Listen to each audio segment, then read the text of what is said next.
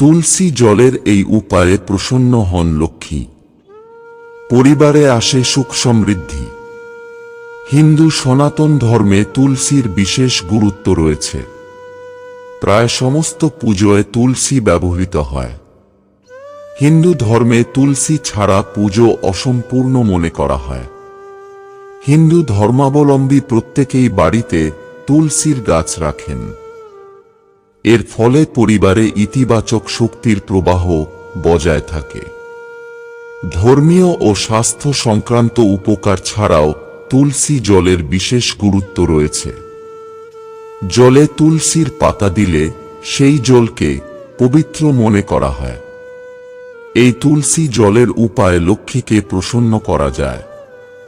তুলসীর জলের কোন কোন উপায় আপনার জীবনকে সুখী করে তুলতে পারে, জেনে নিন।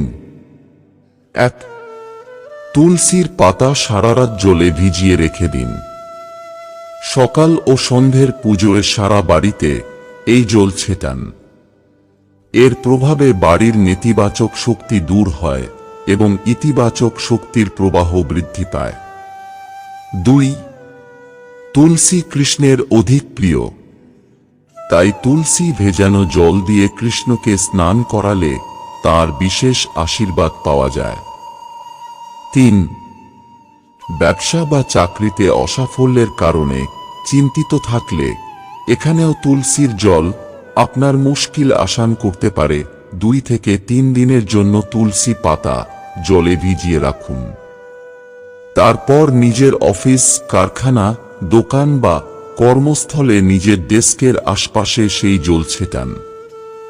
এর ফলে ইতিবাচক শক্তি আপনার উন্নতির পথ প্রশস্ত করবে।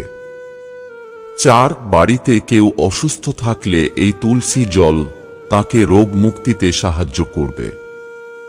সকাল ও সন্ধেবেলা পুজোর সময় রোগী ব্যক্তির ওপর এই জল ছেটান। এর ফলে যে শক্তি স্বাস্থ্যের ক্ষতি করছে তা দূর হবে এবং ব্যক্তির স্বাস্থ্যোন্নতি ঘটবে। এর পাশাপাশি নিয়মিত তুলসীর জল ফুটিয়ে পান করলে একাধিক স্বাস্থ্য সমস্যা দূর করা যায়। ৫. বিবাহে বিলম্ব হলে সকালে স্নানের পর তুলসী গাছে জল অর্পণ করুন।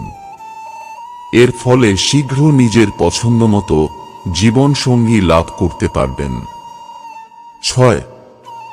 ব্যবসায় বারবার লোকসান হলে প্রতি শুক্রবার সকালে স্নানের পর তুলসী গাছে কাঁচা দুধ অর্পণ করুন।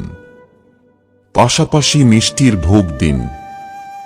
এরপর কোনো বিবাহিত অসহায় স্ত্রীকে অবশিষ্ট প্রসাদ দান করে দিন।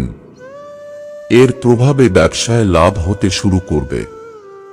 বন্ধুরা, ভিডিওটি ভালো লাগলে লাইক করুন এবং আমাদের চ্যানেলে নতুন হয়ে থাকলে সাবস্ক্রাইব করুন।